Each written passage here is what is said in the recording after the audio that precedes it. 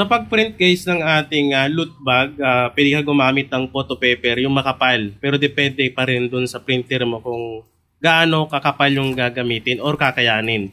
Okay, so pwede ka mag-print ng 200 GSM na photo paper. So ito, no backprint ito. Maganda yung brand na ganito na no backprint kasi walang brand na print sa likod. Kaya maganda siya. Okay, so 200 GSM to. Ito ang gamit ko dito sa aking L1300. Hanggang 200 GSM lang. Para safe yung printer natin. Pero yung gagamitin natin na photo paper ay 115 GSM lang. Para sa sample lang naman natin. Yan. So magpiprint tayo ng dalawa na ito. A4 size. Para dalawa. So para mas malaki siya, pagtatakipin natin siya. Yan. So ipiprint muna natin. So kailangan natin magprint ng dalawa para meron siyang kapartner. Ayan. Dito sa loot bag natin guys, ito yung pinaka finished product niya.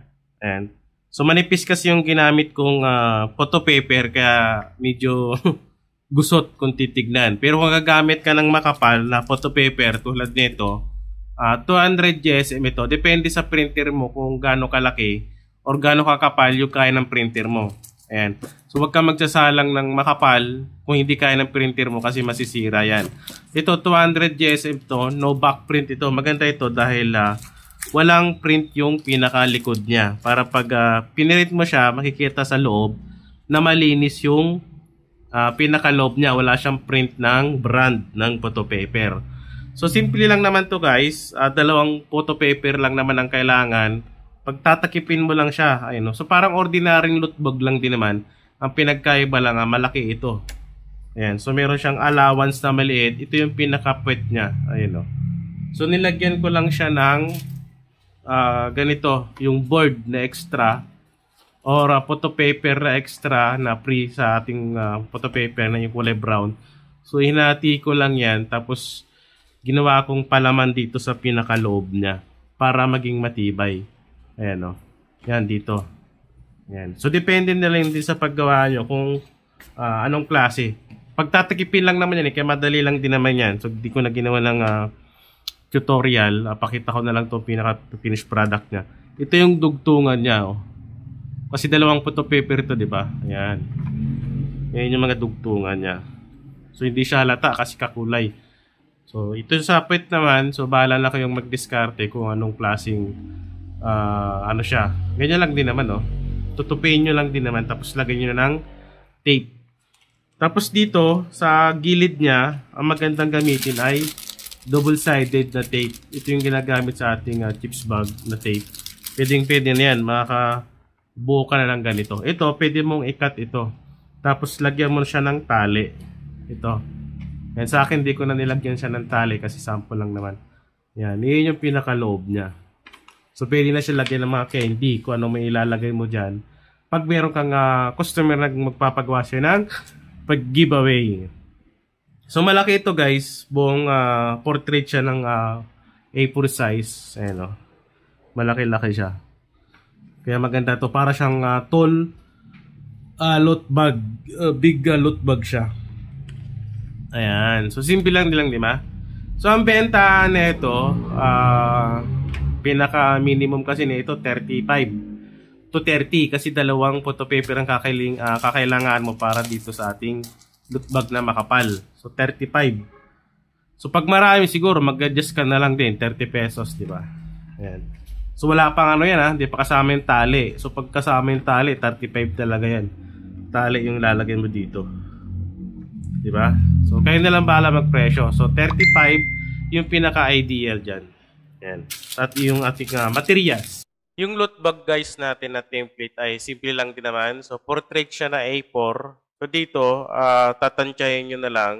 Kasi buong A4 nyo siya ipiprint tulad nung ginawa natin.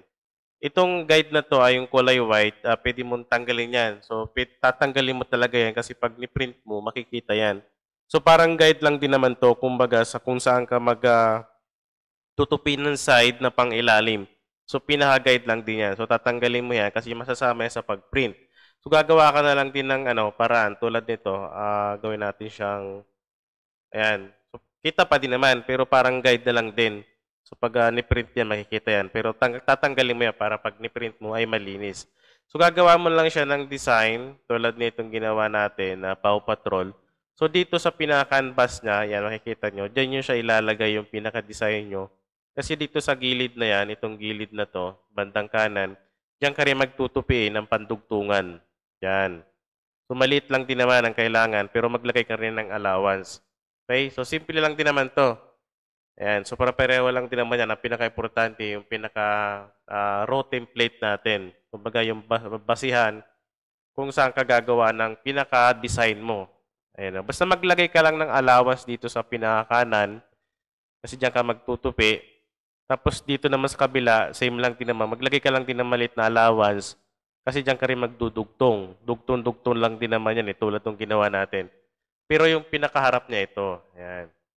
So napapalitan ng kulay yan, ng text, lahat naman na napapalitan yan. Ito, tatanggalin mo to kung gagawa mo ng panibagong design. Okay, so simple lang din naman yan.